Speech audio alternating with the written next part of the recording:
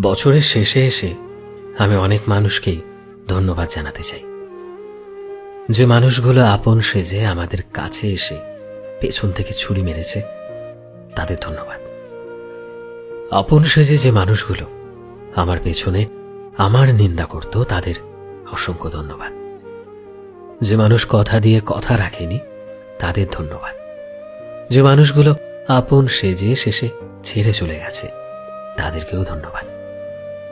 তোমরা যদি আমার সাথে এরকম না করতে তবে হয়তো জীবনটাকে এতটা বুঝতাম না। তোমরা এভাবে না ঠকালে হয়তো জীবনে এত কিছু শিখতাম না। থ্যাংক ইউ সো মাচ আমাকে এত কিছু শেখানোর জন্য, আর জীবনের রাস্তায় চলার জন্য আরো বেশি স্ট্রং করে দেওয়ার জন্য তোমাদের মন থেকে অসংখ্য ধন্যবাদ।